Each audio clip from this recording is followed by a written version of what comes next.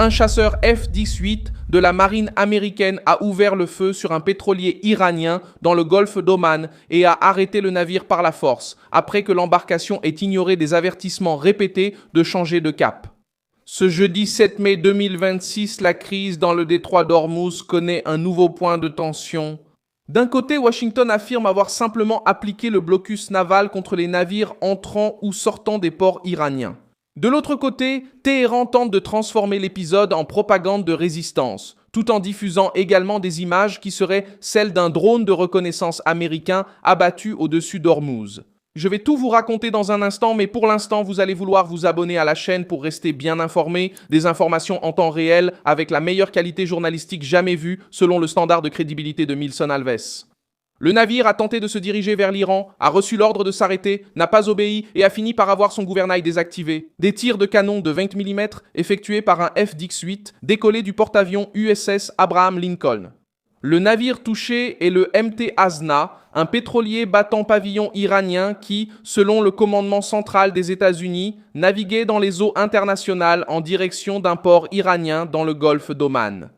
Le navire était vide, mais la cible n'était pas la cargaison, la cible était la tentative de briser le blocus. Les forces américaines ont suivi les mouvements. Elle a émis plusieurs avertissements et a informé l'équipage que l'itinéraire violait les règles imposées par Washington. Lorsque Asna a continué d'avancer, la marine des États-Unis a utilisé un chasseur pour désactiver le gouvernail, empêcher l'arrivée au port iranien et montrer que le blocus n'est pas seulement une simple rhétorique de pression. Jusqu'à présent, il n'y a pas d'annonce officielle de mort dans l'affaire du MT Asna. Les informations publiques diffusées par les États-Unis évoquent un navire immobilisé, un gouvernail endommagé et une route interrompue, sans rapport confirmé de victimes mortelles. C'est important parce que cela montre le type d'action choisie. Ce n'était pas une attaque visant à couler le pétrolier, mais une action calculée pour mettre le gouvernail du navire hors service et l'empêcher de terminer son voyage. Reuters a rapporté que, le 4 mai 2026, les forces américaines ont détruit 6 petites embarcations iraniennes et intercepté des missiles de croisière ainsi que des drones lancés par l'Iran. Alors que l'amiral Brad Cooper déclarait que la garde révolutionnaire tentait de perturber l'opération américaine. Selon Reuters, l'opération américaine implique des destroyers, des aéronefs, des moyens sous-marins et une structure de défense bien plus importante qu'une simple escorte de navires commerciaux. Et c'est là que le drone potentiellement abattu entre en jeu comme un élément dangereux. Brasilia a informé le 7 mai 2026 que les médias iraniens ont diffusé une vidéo qui montrerait prétendument des débris d'un drone de reconnaissance américain abattu par les forces iraniennes au-dessus du détroit d'Ormuz. Jusqu'à présent, la formulation publique exige encore de la prudence. Le matériel a été présenté par la partie iranienne et la confirmation indépendante complète n'apparaît pas au même niveau que la note officielle américaine concernant le pétrolier. Néanmoins, politiquement, Téhéran tente de vendre l'image d'une réponse directe, comme pour dire que si Washington frappe des navires iraniens, l'Iran peut aussi frapper les moyens de surveillance aériens des États-Unis.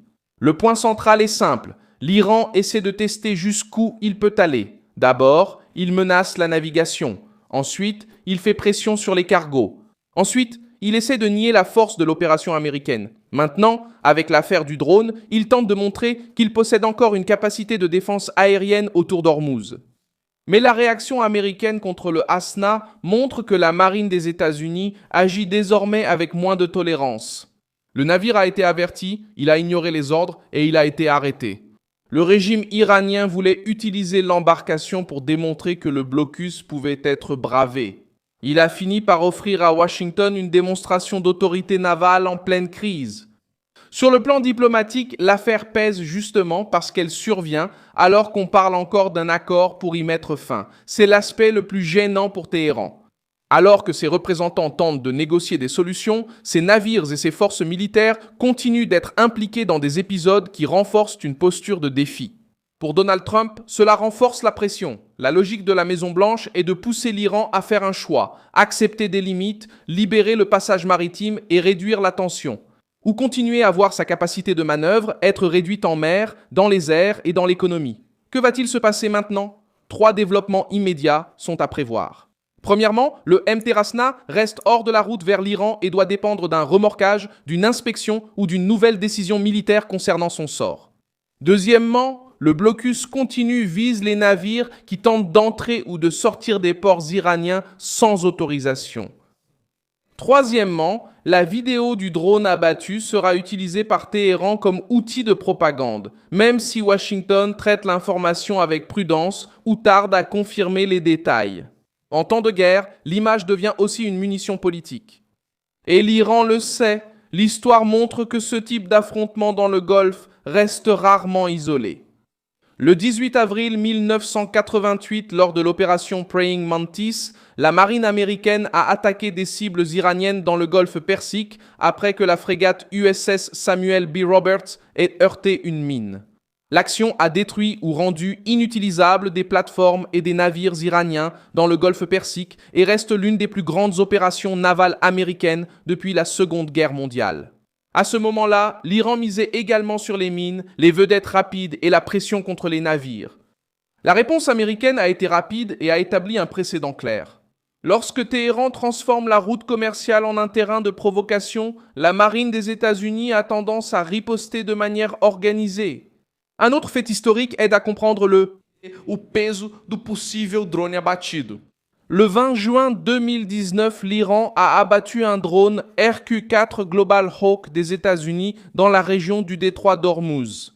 Téhéran a affirmé que l'appareil se trouvait dans son espace aérien. Washington a déclaré qu'il avait été touché dans l'espace aérien international. À l'époque, cet épisode a failli entraîner une attaque militaire directe. Reuters a rapporté que le drone était utilisé pour la collecte de renseignements sur les zones maritimes et côtières avec un coût estimé à 130 millions de dollars. Autrement dit, lorsque l'Iran abat ou affirme avoir abattu un drone américain, il ne frappe pas seulement une machine. Il essaie de défier la surveillance des États-Unis sur une route vitale. Des exemples d'autres nations montrent également la même règle. Ceux qui menacent les corridors maritimes stratégiques finissent par attirer une réponse militaire, des coalitions et une pression économique. En mer Rouge, les attaques contre des navires commerciaux liés aux Houthis ont poussé les États-Unis et leurs alliés à renforcer les opérations de défense navale.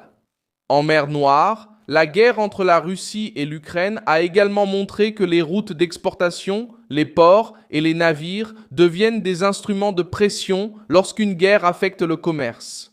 Dans le détroit d'Ormuz, la situation est encore plus grave, car le corridor est étroit, sensible et directement lié au prix mondial du pétrole. L'Iran tente d'utiliser cette géographie comme un bouclier. La prochaine étape dépend maintenant de Téhéran. Reculer pour négocier ou insister sur l'affrontement et voir la pression américaine s'accentuer encore davantage. Je suis Milson Alves, internationaliste, et mon objectif est de vous tenir bien informés au plus près de la vérité chaque jour. Les liens vers les actualités se trouvent dans la description de la vidéo. Mettez un j'aime sur la vidéo, abonnez-vous et consultez les commentaires pour être encore plus impliqué dans la communauté. Milson Alves.